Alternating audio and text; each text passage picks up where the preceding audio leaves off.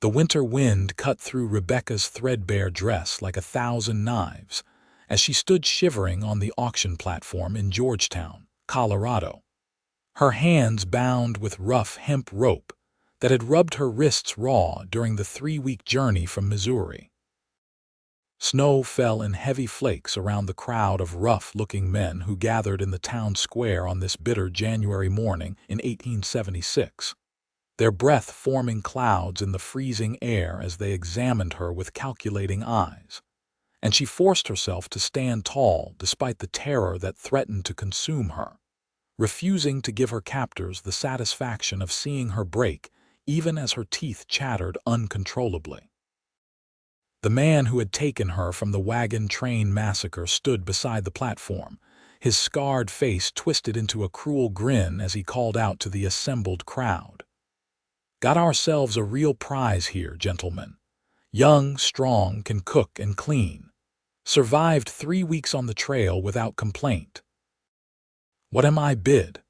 Rebecca's mind reeled at the unreality of the situation. Just a month ago, she had been traveling west with her family, full of hope for a new life in California. Then the raiders had come in the night, killing her parents and older brother, taking her and 2 other young women captive. The other women had been sold off in different towns along the way. Now it was her turn to be traded like livestock, and the humiliation of it burned almost as hot as the cold bit into her skin. The bidding started slow, a few tentative offers from men who looked like they would work her to death in their camps or worse. Rebecca kept her eyes fixed on the distant mountains, trying to imagine herself anywhere but here, trying to remember her mother's face, her father's laugh, anything to anchor her to who she had been before this nightmare began. Then a voice cut through the crowd, deep and steady. $500. The crowd fell silent, turning to look at the man who had spoken. Rebecca's gaze followed theirs, landing on a tall figure standing at the edge of the gathering. He wore a heavy sheepskin coat dusted with snow, a wide-brimmed hat pulled low over his face, and from what she could see, he had a strong jaw shadowed with several days' worth of stubble. Unlike the other men who had been leering at her with obvious intent, this man's expression was unreadable. His gray eyes focused somewhere beyond her, as though he were buying a horse he had no particular interest in. 500. The scarred man's eyes lit up with greed. "Well now, that is a serious offer. Anyone willing to go higher," the crowd murmured, but no one spoke up. $500 was an enormous sum, more than most of these men would see in 6 months of hard work. The scarred man waited another moment, then slapped his hand against the platform railing. "Sold to the cowboy in the back. Come collect your property, friend." Rebecca's stomach churned at the word property, but she forced herself to remain still as the tall man approached. He counted out bills from a worn leather wallet, his movements deliberate and unhurried, then climbed onto the platform. Up close, she could see he was younger than she had first thought, probably no more than 25 or 26, with weathered skin that spoke of years spent outdoors and eyes that held a kind of weary sadness she recognized from her own reflection. The scarred man cut the rope binding her wrists, and she winced as blood rushed back into her hands.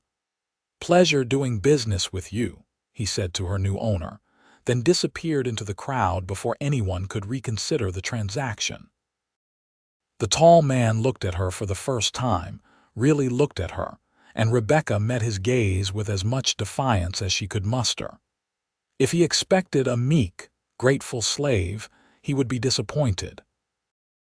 She was Rebecca Morrison, daughter of Thomas and Sarah Morrison, and she would not forget who she was no matter what these men tried to make of her. "Can you walk?" he asked, his voice softer than she expected. "Yes," she said, her voice hoarse from disuse and cold. He nodded once, then turned and walked toward the edge of the square where a sturdy bay horse stood tied to a hitching post. Rebecca followed, unsure what else to do, her thin shoes slipping on the icy ground. Her dress, which had once been a cheerful blue calico, was torn and stained, offering virtually no protection against the brutal Colorado winter. She wrapped her arms around herself, trying to contain what little warmth her body still produced. The man untied his horse and swung into the saddle with practiced ease, then extended his hand down to her. "Can you ride?" "I have ridden before," she said carefully, not wanting to admit how limited her experience was.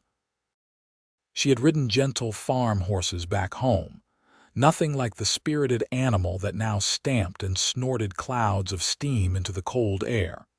He kept his hand extended, waiting, and after a moment's hesitation, Rebecca reached up and let him pull her onto the horse behind him.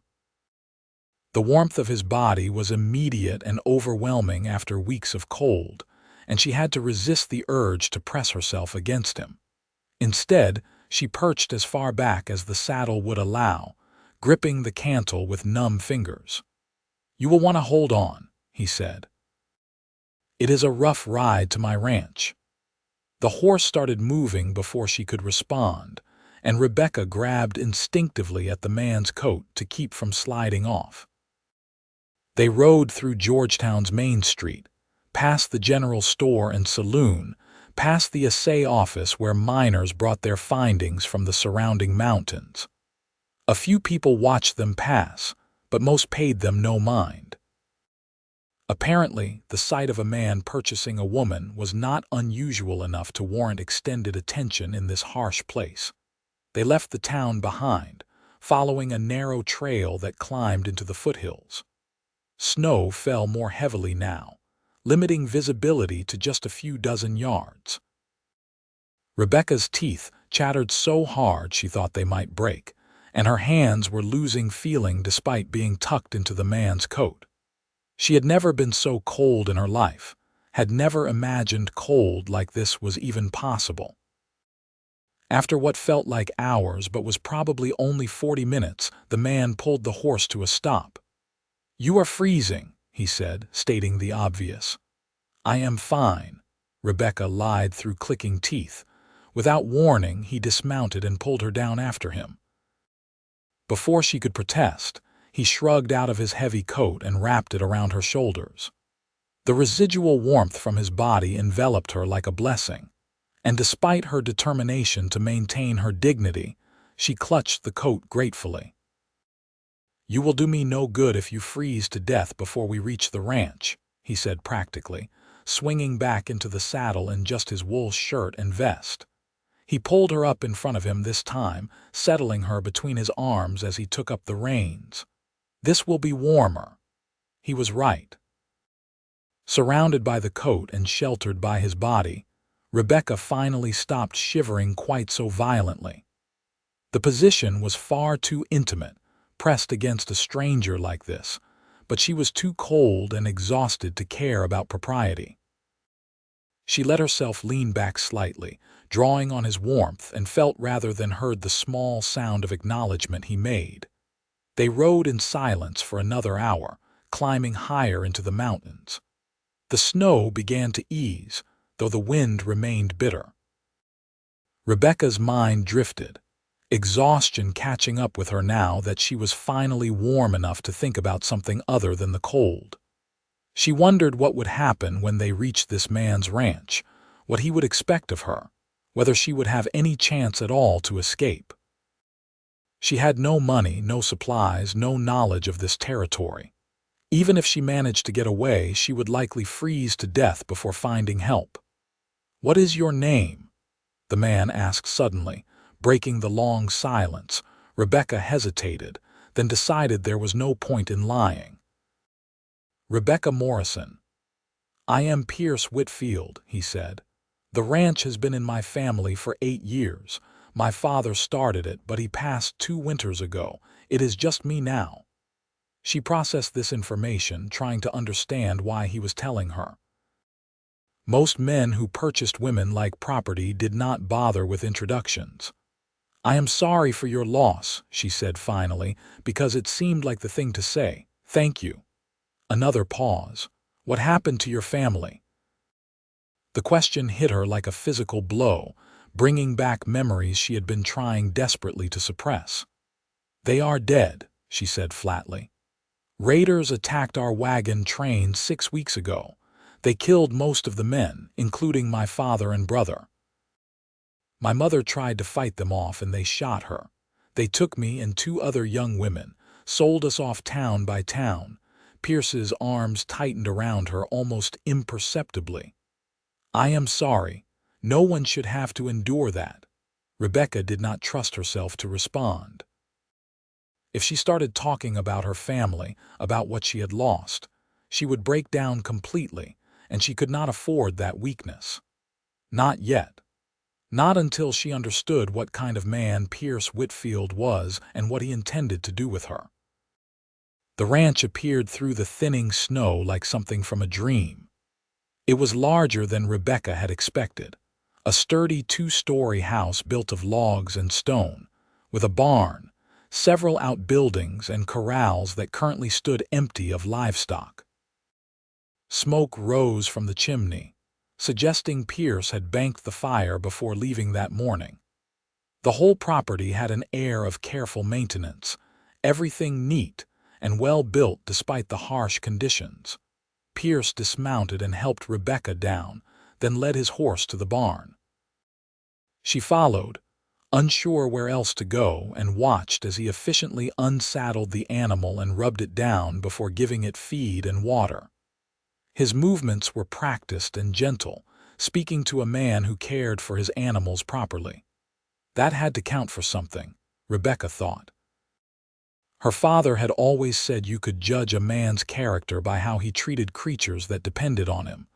When he was satisfied the horse was comfortable, Pierce turned to Rebecca. "Come inside.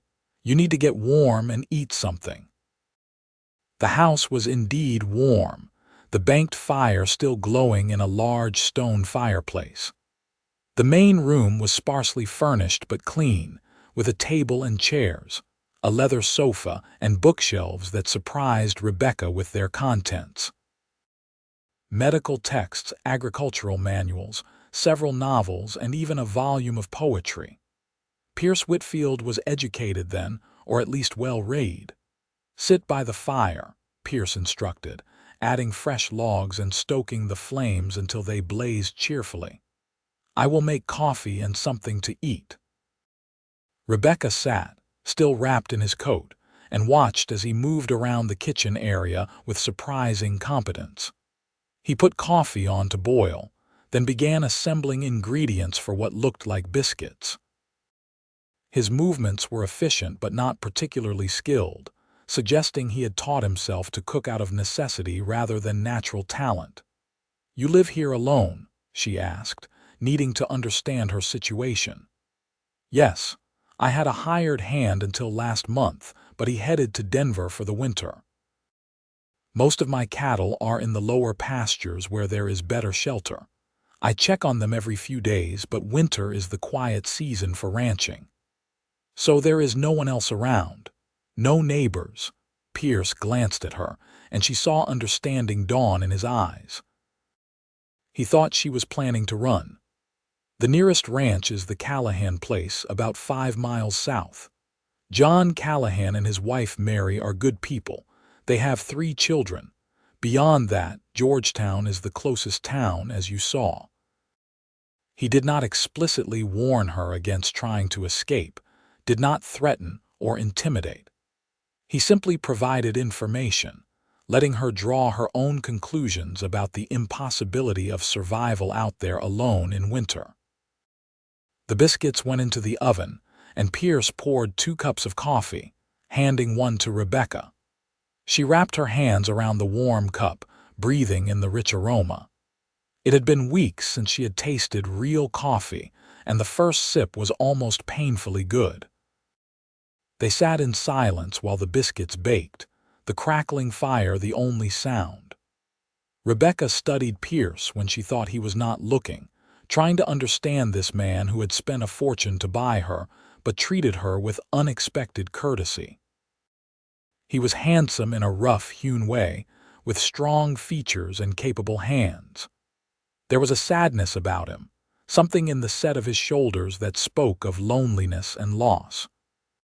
She wondered about his story, about why a man who seemed decent would participate in something as vile as buying a human being. When the biscuits were done, Pierce served them with butter and honey, along with strips of bacon he fried in a cast-iron skillet. Rebecca ate mechanically at first, then with increasing hunger as her body remembered what it was to have real food. Pierce ate as well, but she noticed he gave her the larger portions, keeping less for himself. Finally, when the meal was finished and Rebecca could not avoid the conversation any longer, she set down her fork and looked directly at him. "Why did you buy me?" Pierce met her gaze steadily. "Because if I had not, someone else would have. Someone who would have treated you far worse." "That is not an answer. You still bought me. You still participated in that obscenity." "You are right," he said quietly.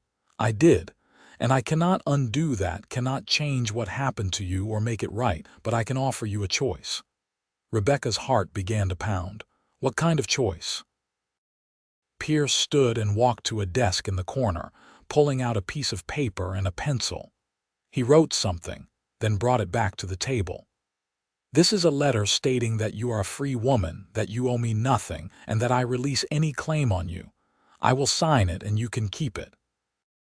If anyone questions your status, you show them this." Rebecca stared at the paper, unable to believe what she was reading. "I do not understand. It is simple. You are free. If you want to leave, I will give you money and supplies and take you to town. You can go anywhere you want, do anything you want. But you paid $500 for me. Yes, that is a fortune. You are just going to let me go?"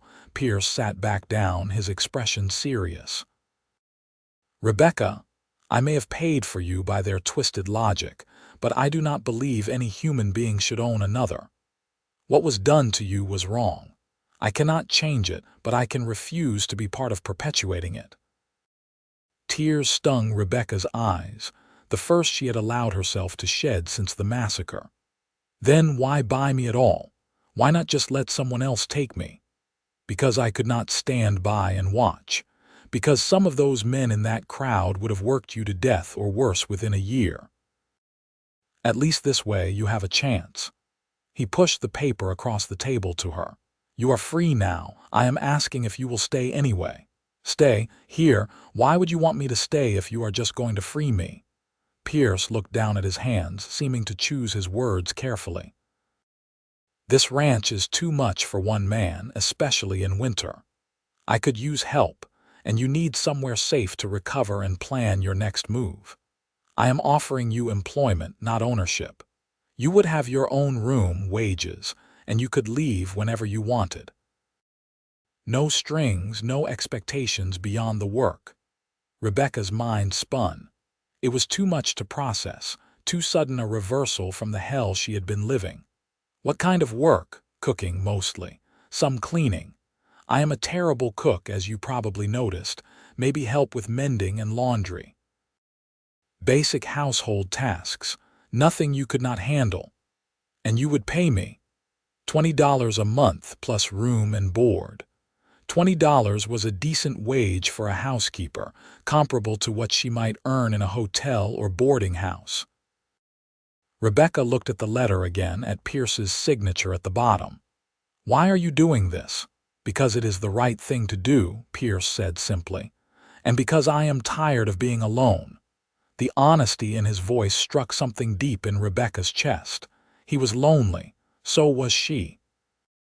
They were two broken people in a harsh world, and maybe, just maybe, they could help each other survive. "If I stay," she said slowly, "it is as an employee, nothing more." "Nothing more," Pierce agreed. "You will have the room upstairs at the end of the hall. It has a lock on the door. You keep the only key." Rebecca took a shaky breath. Then I will stay, for now, until I figure out what to do next. Pierce nodded, and for the first time she saw something like relief cross his face. Thank you. He showed her to her room, which was small but comfortable, with a real bed, a dresser, and a window that looked out over the mountains. A quilt in a wedding ring pattern covered the bed, and there were curtains on the window. It was simple but clean and far better than anywhere she had slept in weeks. This was my mother's sewing room, Pierce explained. She passed when I was 15. There are some of her clothes in the dresser. You are welcome to anything that fits until we can get you proper supplies. After he left, Rebecca locked the door and collapsed on the bed, finally allowing herself to cry. She cried for her parents, for her brother, for the life she had lost, and the innocence stolen from her. She cried for the terror of the past weeks and the uncertainty of her future. And she cried with relief that, for now at least, she was safe. The next few days passed in a strange kind of limbo. Rebecca recovered her strength, eating regular meals and sleeping in a real bed for the first time in over a month. She explored the house, finding it well stocked with supplies and surprisingly comfortable. Pierce had been right about his cooking skills. The meals he had been making for himself were barely edible, and Rebecca found satisfaction in taking over the kitchen and preparing real food again. They developed a routine. Pierce tended to the animals and ranch work during the day while Rebecca managed the household.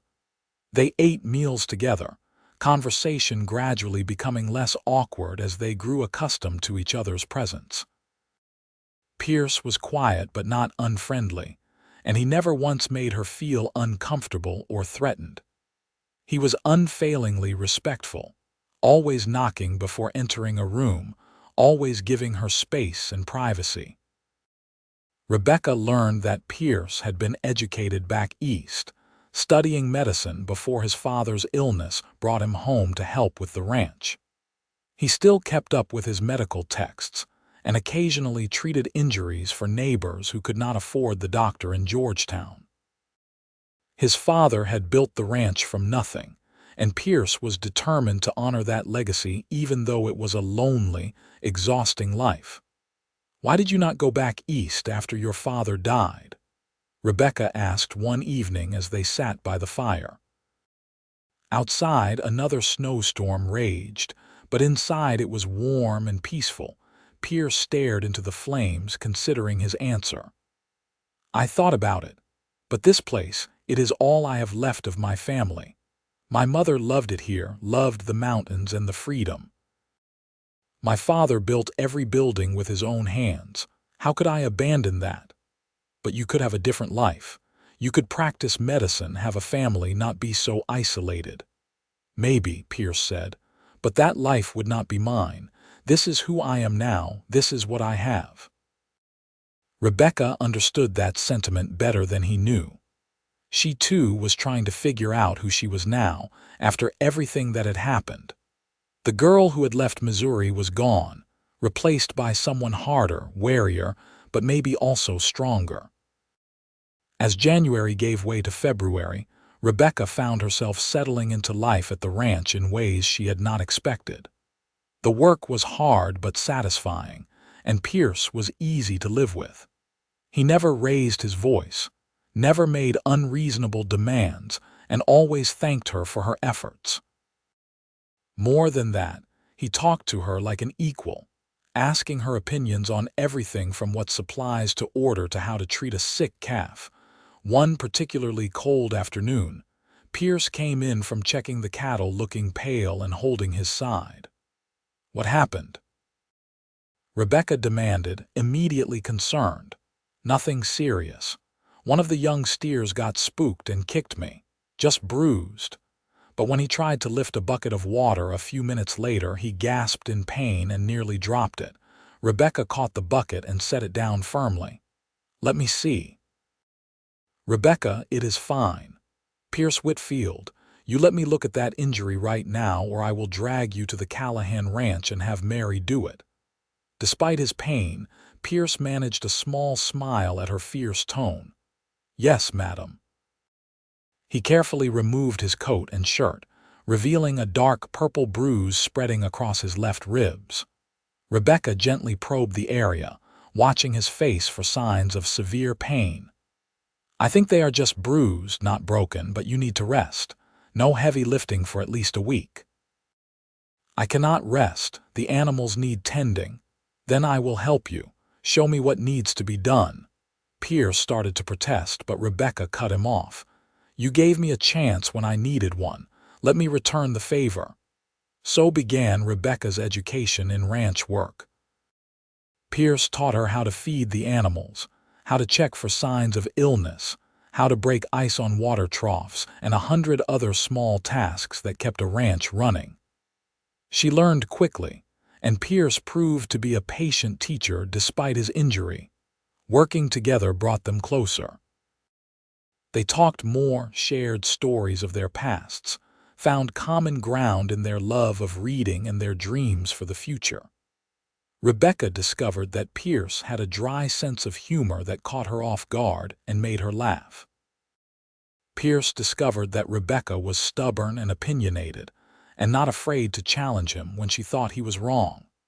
One evening in late February, after a particularly productive day, they sat together on the porch watching the sunset paint the mountains in shades of gold and pink.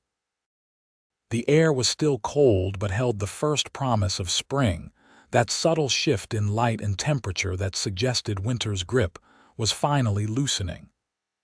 "I was thinking," Pierce said carefully, "that you might want to write to any other family you have. Let them know you are safe."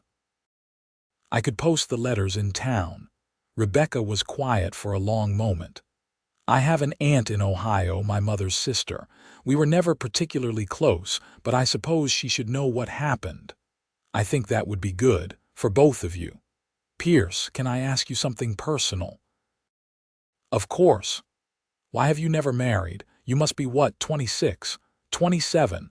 Most men your age have families by now." Pierce looked out at the mountains, his expression distant. "I was engaged once. Her name was Catherine. We met when I was studying medicine in Boston. She was beautiful, cultured, everything I thought I wanted. When my father got sick, she promised to wait for me to come west after I had settled my affairs. But when she saw what life here was actually like, saw how hard and isolated it was, she changed her mind. Married a banker in Denver 6 months later. I am sorry. Do not be. She made the right choice for herself. This life is not for everyone. It takes a certain kind of strength to survive out here." Rebecca thought about that, about the strength she had discovered in herself these past months. "I think I am stronger than I knew." Pierce turned to look at her, really look at her, and something shifted in the air between them. "I know you are. You are one of the strongest people I have ever met." The intensity of his gaze made Rebecca's heart race. She recognized the feeling stirring inside her, had been trying to ignore it for weeks. She was falling for Pierce Whitfield, for his kindness and integrity, for the gentle way he treated everything in his care, for the loneliness that matched her own. But it was too soon, too complicated. She was still healing from trauma, still technically his employee, still trying to figure out who she was and what she wanted. So she looked away, breaking the moment. "It is getting cold. We should go inside." If Pierce was disappointed, he did not show it. "You are right. Early start tomorrow. I want to check the upper pasture." March brought the first real thaw, snow melting into rushing streams, and the whole world seemed to wake from frozen sleep. Pierce's ribs healed, but Rebecca continued to help with the outdoor work, finding she enjoyed it more than she had expected. She was good with the animals, gentle but confident, and Pierce trusted her with increasingly important tasks. They rode out together to move cattle to better grazing, worked side by side to repair winter damage to fences and buildings, and spent long evenings planning improvements for the ranch. It stopped feeling like employer and employee and started feeling like partnership, two people working toward a common goal. One afternoon, they rode to the Callahan ranch to return tools Pierce had borrowed. Mary Callahan, a warm woman in her early 30s, welcomed them enthusiastically and insisted they stay for dinner. Over the meal, Rebecca watched how Mary and John interacted, the easy affection and teamwork that came from years of marriage. She saw the same thing in how they managed their children, three lively youngsters ranging from 9 to 4 years old. On the ride home, Pierce was quiet, and Rebecca wondered if he was thinking the same thing she was, about how nice it would be to have that kind of partnership, that kind of family, about how lonely they both were, living in that big house with careful space between them. "They seem very happy," Rebecca ventured. "They are. John is a good man. He helped my father a lot when we first came here. Taught him everything about ranching in these mountains." "Do you want that? What they have?" Pierce was silent for so long Rebecca thought he would not answer. Then he said, "I used to think I did. After Catherine left, I thought maybe I was not meant for that kind of happiness. That maybe I was supposed to be alone. And now I do not know. I think maybe I was just waiting for the right person." The words hung in the air between them, heavy with implication. Rebecca's pulse quickened, but she did not know how to respond. What could she say? That she was falling in love with him, but was terrified of what that meant. That she did not know if her feelings were real or just gratitude mixed with proximity. That she was still haunted by nightmares of the massacre and sometimes woke up screaming. As if reading her thoughts, Pierce said gently, "I am not asking for anything, Rebecca. I just want you to know that having you here, it has changed things for me. Changed how I think about the future. Whether anything comes of that is entirely up to you." That night, lying in her bed, Rebecca forced herself to examine her feelings honestly. She cared for Pierce deeply. More than that, she admired him, respected him, felt safe with him in a way she had never expected to feel safe with any man after what she had been through. When she thought about leaving, about going to her aunt in Ohio or finding work in Denver, the idea made her heart ache. But was it love? Or was it dependence? How could she know the difference when everything was still so tangled up with trauma and gratitude? The answer came unexpectedly a week later. Pierce had gone to Georgetown for supplies, planning to be gone most of the day. Rebecca used the time to do a thorough spring cleaning, opening windows to let in fresh air, beating rugs, scrubbing floors. She was in the barn, reorganizing the tack room when she heard horses approaching. She stepped outside to see 3 rough-looking men riding into the yard. Her blood ran cold as she recognized one of them. He had been part of the crowd at her auction, one of the men who had bid on her with obvious cruel intentions. Well, the man said, dismounting. "The Cowboy's purchase. Where is Whitfield?" "He is not here," Rebecca said, keeping her voice steady despite her fear. "He will be back soon." "You should leave and come back later." "I do not think so." The man stepped closer, and Rebecca could smell whiskey on his breath. "We have been hearing stories about how Whitfield freed you, treats you like a real person. That true?" Rebecca took a step back, calculating distances to possible weapons. "That is none of your concern." "See, I think it is. I paid good money trying to bid on you, and I do not appreciate being outbid by some rich cowboy who does not even have the sense to use what he bought. Seems to me you are going to waste, and I thought maybe I would remedy that situation." The other 2 men spread out, cutting off her escape routes. Rebecca's heart pounded, but her mind was clear. She had not survived the massacre and the weeks after just to be caught like this. "Touch me and Pierce will kill you." "Whitfield," the man laughed. "He is soft. Everyone knows it. That is why he has been alone up here for years. no spine. He reached for her and Rebecca moved. She grabbed a pitchfork leaning against the barn wall and swung it hard, catching him in the shoulder. He yelled and stumbled back, and she used the moment to run, heading for the house where Pierce kept his rifle. She almost made it. One of the other men caught her arm, yanking her back. She fought wildly, kicking and clawing, screaming even though she knew no one was close enough to hear. The man holding her swore as her fingernails raked his face, and then the first man was there, his hand rising to strike her. The blow never landed. A gunshot cracked through the air, kicking up dirt at the men's feet. They froze, and Rebecca looked up to see Pierce riding hard into the yard, rifle in one hand, reins in the other. His face was a mask of cold fury she had never seen before. "Let her go," he said, his voice deadly calm. "Now, Whitfield, we were just having a friendly conversation," the first man said, but he released Rebecca's arm. "Get on your horses and leave my property. If I ever see any of you near here again, I will not aim for the dirt." The men exchanged glances, clearly weighing their options. Pierce levered another round into his rifle, the sound loud in the sudden silence. "I said leave."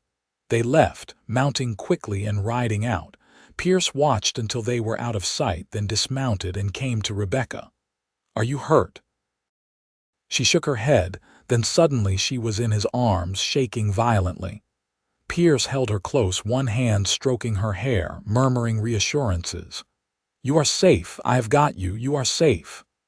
"I was so scared," she gasped. I know, but you fought. You did not let them take you. You were so brave. How did you know to come back?" "I ran into John Callahan in town. He mentioned seeing those three heading in this direction and looking for trouble. I rode as fast as I could." Rebecca pulled back just enough to look at his face. "You saved me. You saved yourself. You held them off until I got here." But Rebecca knew the truth. If Pierce had not come when he did, she would have been taken or killed.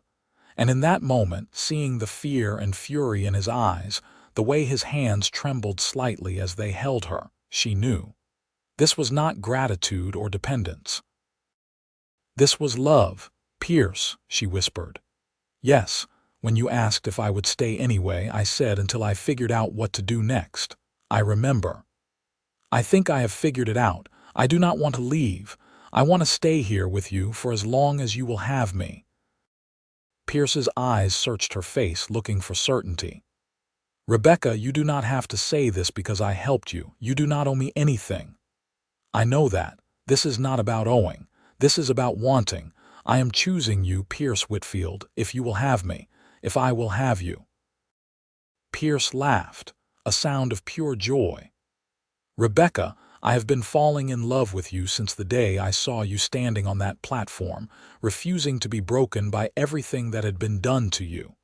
I just did not think I had the right to tell you. You love me, with everything I am." Rebecca reached up and touched his face, tracing the line of his jaw. "Then kiss me." Pierce did slowly and carefully, giving her every chance to pull away, but Rebecca did not pull away.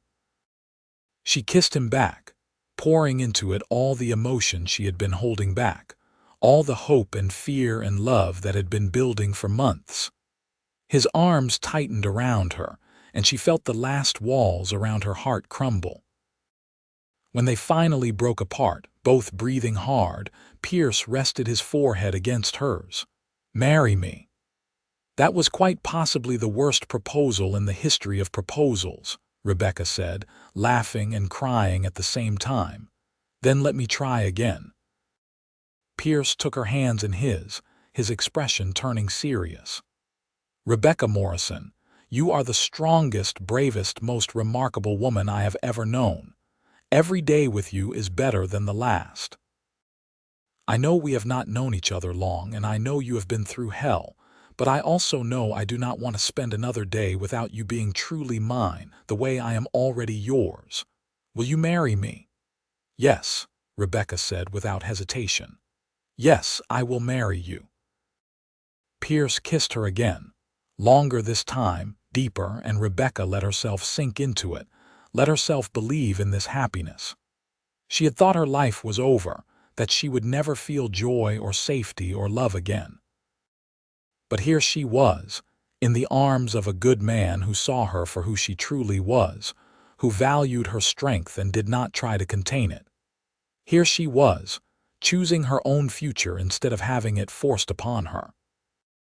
They were married a week later in Georgetown, with John and Mary Callahan serving as witnesses. Rebecca wore a simple dress that Mary helped her make from fabric Pierce bought in town, cream-colored cotton with lace at the collar. Pierce wore his best suit, his hair neatly trimmed, his eyes never leaving Rebecca's face as they spoke their vows. The ceremony was brief and unadorned, the words traditional. But when Pierce slipped his mother's wedding ring onto Rebecca's finger, there were tears in both their eyes. This was not just a marriage. It was a new beginning, a declaration that they would face whatever came next together. The reception at the Callahan Ranch was livelier, with neighbors coming from surrounding ranches to celebrate.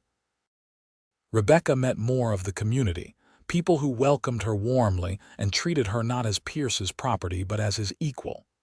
She danced with Pierce in the Callahan's front room, his arms around her waist, his smile bright and genuine in a way she had never seen before. "Happy?" he asked. "Happier than I thought possible. Good. Because I plan to spend the rest of my life making sure you stay that way." That night back at the ranch, they consummated their marriage with tenderness and care. Pierce was patient, attuned to Rebecca's needs and fears, making sure she felt safe and cherished. And Rebecca, for her part, found that she could surrender to the moment, could let herself be vulnerable without fear. In Pierce's arms, she was not a survivor or a victim. She was simply a woman, loved and desired and wholly herself. The weeks that followed were a kind of honeymoon, though they never left the ranch. Spring was the busiest time of year for ranching, with calves being born, cattle needing to be moved to summer pastures, and endless repairs and improvements to make. But working together as husband and wife was different from working as employer and employee.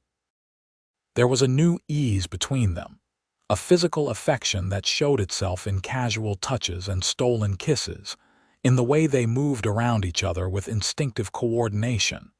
Rebecca discovered that married life suited her. She loved having Pierce beside her at night, loved waking up to his face on the pillow next to hers. She loved the way he looked at her across the breakfast table, like she was the most precious thing in his world.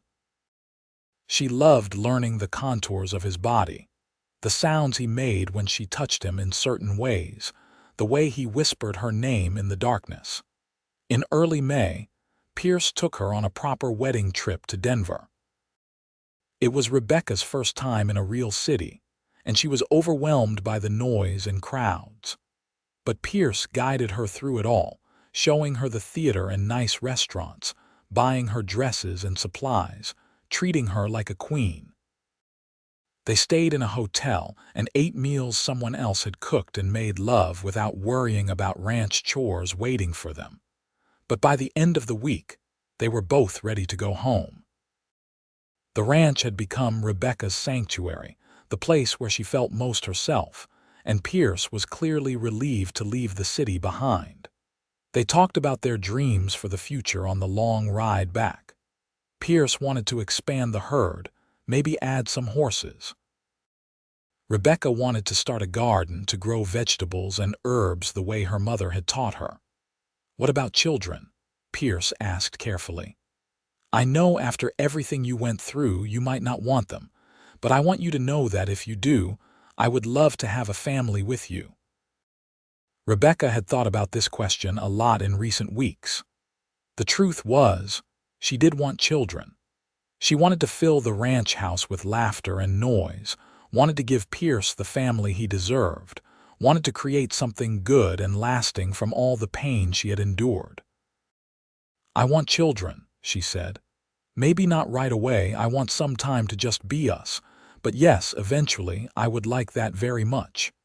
Pierce's smile was radiant. I would wait forever if that is what you needed. Summer arrived in full force, bringing long days of hard work and short nights of passion.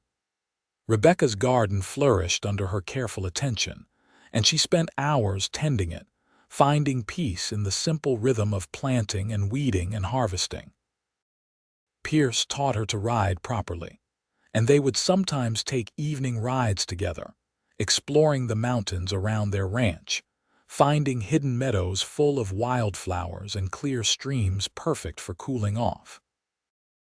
One afternoon in late July, as they were repairing a fence line, Pierce suddenly straightened and stared at the horizon. Someone is coming. Several riders. Rebecca shaded her eyes and saw dust rising in the distance. Who could it be? I do not know. Come on, we should get back to the house. They rode quickly back, and by the time they arrived, 5 riders had pulled up in the yard. Rebecca's blood ran cold as she recognized the scarred man who had sold her back in January.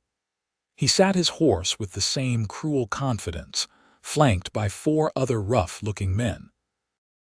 "Whitfield," he called out. "Remember me?" Pierce positioned himself between the man and Rebecca. "I remember. What do you want?" "I have been hearing interesting stories. Story is you freed the girl, married her even. That true?" "It is true. Rebecca is my wife." The scarred man shook his head sadly. "See, that is a problem. Because the way I figure it, I sold you property, not a person. You do not get to just turn property into a wife. That is not how it works. Get off my land. Not until we settle this. Way I see it, you owe me. Either you give me back my property so I can sell her proper, or you pay me compensation for the loss. Say another $500. Pierce's hand moved toward his gun, but he was outnumbered 5-1. Rebecca could see him calculating odds, trying to figure out how to protect her without getting them both killed. She stepped forward, her voice clear and strong. "I am not property. I never was. What you did, what that whole town did that day, was illegal. It was kidnapping and human trafficking. And I have a signed document from my husband stating that I am a free woman recognized by the law." "Law?" the scarred man laughed. "There is no law out here but what we make ourselves, and I say you belong to me." "Then you are wrong," a new voice said. Everyone turned to see John Callahan riding into the yard, accompanied by 6 other men from neighboring ranches. They spread out, their rifles clearly visible, their faces grim. "We heard you might be coming around here again," John said conversationally. "Thought we should make sure Pierce and Rebecca were not alone when you did." The scarred man's confidence wavered as he realized how badly he was outnumbered. "This is none of your concern, Callahan." "It is absolutely my concern. Rebecca Whitfield is a member of this community. What you did to her was evil, and we will not stand for you trying to terrorize her again. You have got about 10 seconds to get off this mountain before we decide to handle this the hard way." For a moment, the tension held, violence hanging in the air like a storm about to break. Then the scarred man spat in the dirt and jerked his horse's reins around. "This is not over." "Yes, it is," Pierce said firmly. "Come back here again and you will not ride away." The men left, and Rebecca felt her legs go weak with relief. Pierce caught her, holding her steady, and John dismounted to clap him on the shoulder. "You all right, son?" "Thanks to you. How did you know?" "Mary saw them riding this way. She sent our oldest to alert the neighbors while I rode over. We take care of our own around here, Pierce. You should know that by now." Over coffee and Mary's cake, which she brought over within the hour along with other neighbor women who wanted to make sure Rebecca was truly all right, the community rallied around the young couple. Several of the men offered to take turns patrolling the area for a few days, just to make sure the scarred man and his crew really left. The women invited Rebecca to a quilting circle that met weekly, including her in their social network in a way that made her feel truly part of something larger than herself. That night, lying in Pierce's arms, Rebecca marveled at how much her life had changed. "I have a family again," she whispered. "Not just you, though you are the most important, but all of them. John and Mary and their children, the other ranchers and their families. They stood up for me today. They treated me like I mattered." "You do matter," Pierce said fiercely. "To me, to them, to everyone who knows you. You are remarkable, Rebecca." "I am just trying to survive." "No. Survival is what you did on that platform, what you did through those weeks of captivity. This is different. This is building a life, making a home, becoming part of a community. You are not just surviving anymore. You are living." Rebecca realized he was right. Somewhere along the way, without quite noticing when it happened, she had stopped simply enduring and started embracing her new life. She looked forward to each day now, to working beside Pierce, to tending her garden, to visiting with neighbors. The nightmares had faded, coming less frequently, and when they did come, Pierce was there to hold her until they passed. August brought a stretch of hot weather, and Rebecca began to notice changes in her body. Her monthly cycle, which had been irregular since the trauma, failed to appear. Her breasts were tender, and she felt tired in a way that had nothing to do with the work she was doing. She suspected what it meant but said nothing until she was sure. By mid-September, there was no doubt. She was pregnant. Rebecca hugged the knowledge to herself for a few days, savoring the secret, trying to decide how to tell Pierce. She wanted it to be special, wanted to see the joy light up his face when he realized they were going to be parents. The opportunity came on a crisp evening in late September. Pierce had just finished working with a young horse he was training, and he came in tired but satisfied. Rebecca had prepared his favorite meal, pot roast with vegetables from her garden, and set the table with care. "This looks wonderful," Pierce said, kissing her cheek. "What is the occasion?" "Do I need an occasion to make a nice meal for my husband?" "No, but you have that look." "The one you get when you are planning something." Rebecca laughed. He was learning to read her too well. "All right, you caught me. I have news." Pierce sat down, his expression suddenly serious. "What kind of news? The good kind? The very good kind?" Rebecca took his hand and placed it on her stomach. "We are going to have a baby." For a moment, Pierce just stared at her, his hand warm through her dress. Then his face transformed, joy and wonder and something like awe washing over his features. "A baby, truly, truly." "I am about 2 months along, I think. The baby should come in the spring." Pierce stood and pulled her into his arms, holding her so tight she could barely breathe. "A baby. We are going to have a baby. Rebecca, I do not even have words. I am so happy I could burst." "Me too," she said, tears streaming down her face. "I was scared to hope for this, scared that after everything I had been through I might not be able to. But we made this together, you and I. We made something beautiful."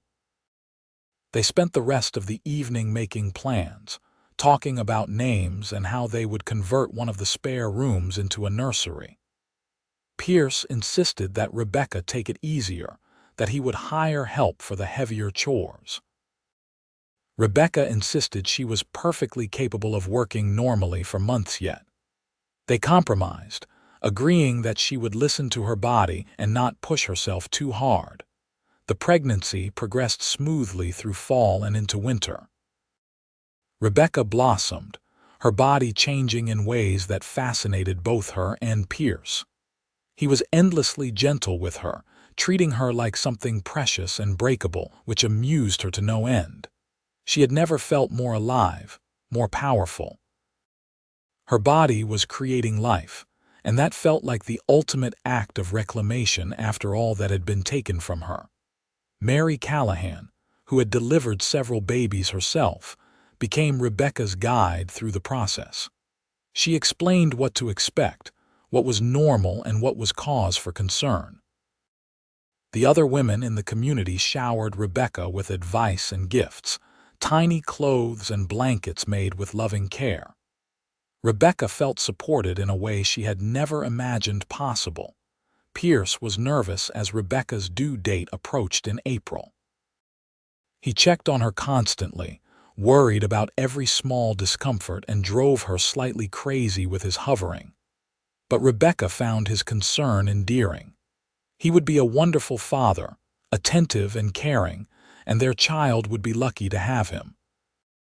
The labor started on a warm spring morning, exactly 1 year and 3 months after Rebecca had first arrived in Georgetown. Pierce wanted to ride for Mary immediately, but Rebecca made him wait through the early contractions, knowing it would be hours yet before the baby came. They walked together around the house, Pierce supporting her when the pains grew strong, talking about their hopes and dreams for this child and any others who might follow. By afternoon, the contractions were coming hard and fast, and Pierce finally rode to get Mary. She arrived with her capable, no-nonsense demeanor and took over the process with practiced ease. Pierce was banished to the downstairs, where John kept him company and kept him from wearing a hole in the floor with his pacing. The labor was long and hard, but Rebecca faced it with the same strength she had brought to everything else in her new life. She thought about her mother, wishing desperately that she could be here for this moment, but finding comfort in the memory of her mother's love. She thought about the girl who had stood on that auction platform a year ago, broken and terrified, and marveled at how far she had come. Finally, as the sun was setting and painting the mountains gold, Rebecca's baby entered the world with a lusty cry. Mary cleaned the infant and wrapped it in a soft blanket, then placed it in Rebecca's arms with a warm smile. "You have a son, a healthy, strong boy." Rebecca looked down at her baby, at his tiny, perfect features and shock of dark hair, and felt her heart expand in ways she had not known were possible. "Hello, little one," she whispered. "Welcome to the world." Mary went to the door and called down the stairs. "Pierce, come meet your son." Pierce took the stairs 2 at a time, bursting into the room with wild eyes.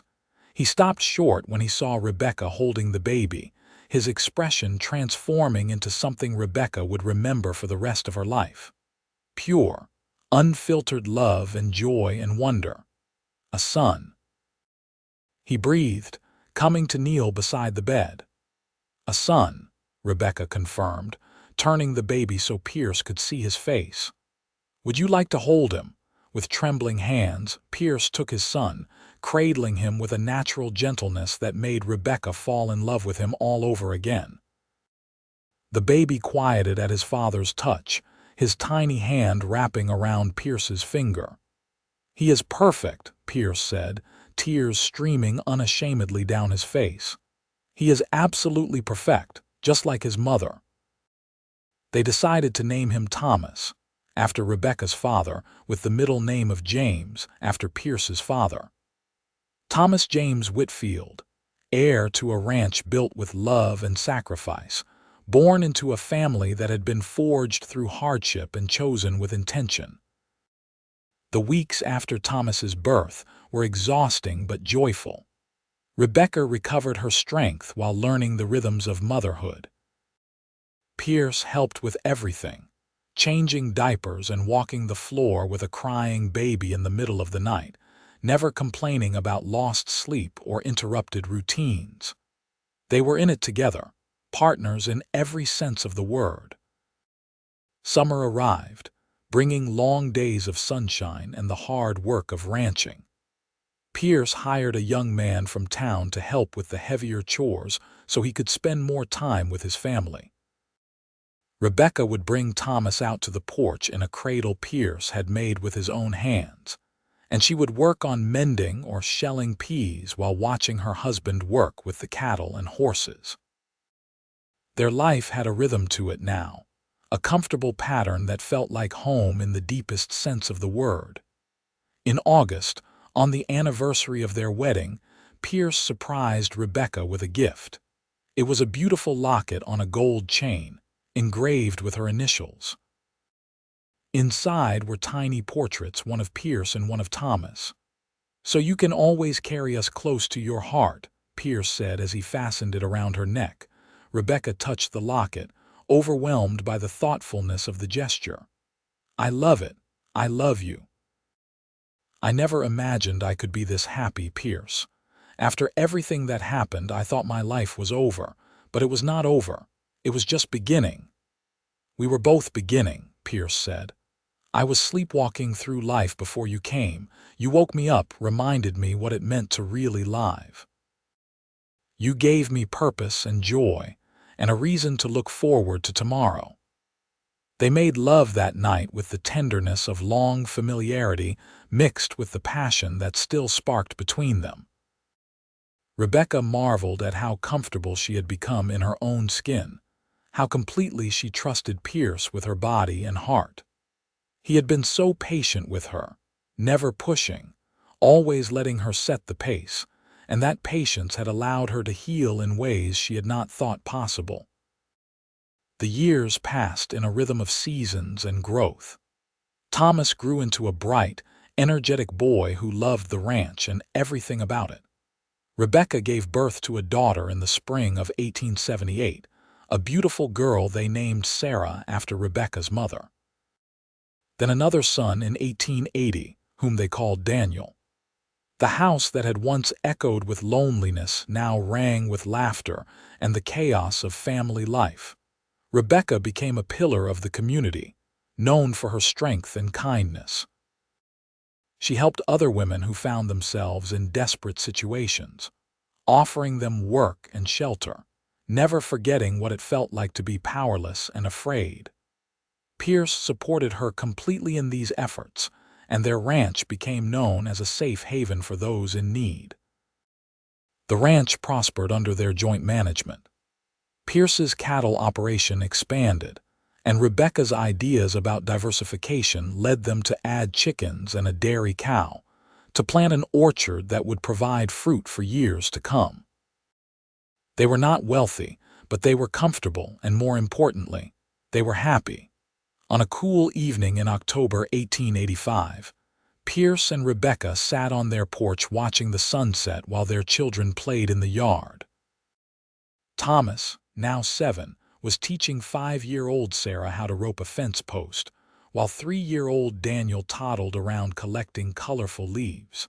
It was an ordinary moment, the kind that made up the fabric of their lives, but Rebecca found herself overcome with gratitude. "What are you thinking?" Pierce asked, taking her hand. "That I am lucky, that we are lucky, that everything I went through, as terrible as it was, led me here to you and to this life. I would not change it, Pierce. Even if I could go back and prevent the massacre, prevent all that pain, I do not know if I would. Because then I might not have you." Pierce brought her hand to his lips and kissed it gently. "You are the strongest person I know, Rebecca Whitfield. The fact that you can find meaning in that suffering, that you can transform it into something positive, that says everything about who you are." "I learned from the best," Rebecca said, leaning against his shoulder. "You showed me what it meant to be free, to make my own choices. You gave me that when you could have taken everything. That is the kind of man you are." "I loved you from the first moment I saw you," Pierce admitted. "Standing on that platform, refusing to be diminished by what they were trying to make you. I knew right then that you were someone special, someone worth knowing. Buying you was the best decision I ever made, even if I freed you immediately. Do you remember what you said to me that first day? When you showed me the letter of freedom, I said you were free now, and I asked if you would stay anyway. And I did. I stayed. Not because I had to, but because I wanted to. Because staying with you was the first real choice I got to make after everything was taken from me. And every day since then, I have chosen you again. I will keep choosing you for the rest of my life."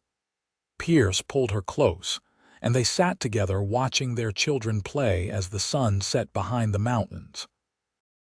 This was their life now, built from ashes and trauma, from kindness and choice, from love that had grown slowly and surely until it was the foundation of everything they were. Thomas came running up to the porch, his face flushed with excitement. "Papa," Sarah almost got the rope around the post. "Come see." Pierce stood and scooped his son into his arms, then reached down to help Rebecca up. Together, they walked into the yard where Sarah was proudly demonstrating her new skill while Daniel clapped his chubby hands in delight. They were a family, whole and happy and free. Later that night, after the children were asleep and the house was quiet, Pierce and Rebecca lay in their bed talking quietly about their plans for the coming year. They wanted to build an addition to the house, to give the children more room as they grew. Pierce was thinking about buying the adjacent property from a neighbor who wanted to retire. Rebecca wanted to start teaching Sarah to read, to pass on the love of learning her own parents had instilled in her. "I got a letter from my aunt in Ohio," Rebecca said. "She wants us to visit, wants to meet the children. Would you like to go?" Rebecca thought about it. She had maintained correspondence with her aunt over the years, building a relationship they had never had when she was young. It might be good for the children to meet their extended family, to have connections beyond this mountain community. "Maybe next summer, when Daniel is old enough to travel more easily. We could make a real trip of it, visit Denver, maybe even go as far as St. Louis. Show the children something of the wider world." "That sounds wonderful, but I will be happy to come home afterward." "This will always be home," Pierce agreed. "No matter where we go or what we see, we will always come back here. This is where we built our life together, where our children were born. This is our sanctuary." Rebecca turned to look at him in the dim light filtering through the curtains. Even after all these years, the sight of him still made her heart skip. His hair had a few threads of gray now, and there were lines around his eyes from squinting into the sun, but to her, he was as handsome as the day they met. More so, because now she knew every facet of his character, every kindness and strength that made him who he was. "I love you, Pierce Whitfield, more than I can ever properly express." "I love you too, Rebecca. You are my heart, my home, my everything." They fell asleep in each other's arms, secure in the knowledge that whatever challenges tomorrow might bring, they would face them together. They had been tested by fire and come through stronger, had built something lasting and true from the broken pieces of their separate pasts. The years continued to pass, bringing joy and sorrow, triumph and challenge, the full measure of a life well lived. Rebecca and Pierce watched their children grow into fine young people who carried forward the values of kindness and strength that their parents had modeled. Thomas became a skilled rancher who eventually took over much of the daily operation, allowing Pierce to slow down as age caught up with him. Sarah married a young teacher and started a school in Georgetown, while Daniel studied veterinary medicine and brought modern animal care to the mountain ranching community. On their 25th wedding anniversary, Pierce and Rebecca stood on the same porch where they had shared so many evenings, watching the sunset paint the mountains in familiar shades of gold and rose. Their hair was gray now, their faces lined with the years, but their love burned as bright as ever. "You remember what I told you that first day?" Pierce asked. "Which part?" "I asked if you would stay anyway, if you would choose freedom and still choose me." "I remember," Rebecca said, smiling at the memory. "And I did choose you, best decision of my life. Mine too. Every single day with you has been a gift." Rebecca leaned against him, feeling the solid warmth of his body, the steady beat of his heart. They had made it. Through everything, through all the pain and fear and uncertainty, they had built something beautiful and lasting. They had created a family, a home, a legacy of love that would continue long after they were gone. As the sun set and the stars began to appear in the darkening sky, Rebecca thought about the girl she had been, standing on that auction platform in the bitter cold, certain her life was over. She wished she could go back and tell that girl what waited for her. That from the deepest darkness would come the brightest light. That the man who bought her would give her freedom and she would give him her heart. That they would build a life together that was worth every moment of suffering it took to find each other. But perhaps it was better this way, she reflected. Better to have lived through it, to have earned this happiness through survival and choice and love. The scars were still there, would always be there, but they were part of her story, part of what made her who she was. She was not defined by what had been done to her, but by what she had built afterward. "What are you thinking about?" Pierce asked softly. "Everything," Rebecca said. "The journey that brought us here, the life we have made, how grateful I am for all of it. Even the hard parts, because they led me to you. No regrets, not a single one. You took my hand that day and told me I was free, then you asked me to stay anyway. That changed everything, Pierce. That simple act of kindness and respect, that willingness to give me choice when everyone else had tried to take it away. That is why I fell in love with you. That is why I will love you until my last breath." Pierce turned and cupped her face in his hands, looking into her eyes with all the love and devotion of a quarter-century together. "You saved me just as much as I saved you. You brought light into my lonely existence, gave me purpose and joy and a reason to be better. You are my partner, my love, my everything. Thank you for staying. Thank you for choosing me." They kissed as the stars wheeled overhead, two souls bound together by choice and love, having traveled from darkness into light, from captivity into freedom, from loneliness into the fullness of life. Their story was one of redemption and resilience, of finding beauty in ashes and building hope from despair. And as they stood together on their porch, surrounded by the mountains they loved, secure in the family they had created and the community they had built, Rebecca and Pierce Whitfield knew that their love story was not just their own. It was a testament to the power of kindness, the strength of choice, and the transformative nature of love that asks for nothing and gives everything. The winter wind that had once cut through Rebecca like knives now felt like a gentle reminder of how far she had come, how much she had survived, how completely she had transformed her life. She was no longer the terrified girl on the auction platform. She was Rebecca Whitfield, wife, mother, rancher, pillar of her community, and most importantly, a woman who had reclaimed her freedom and chosen her own path. And that path had led her home,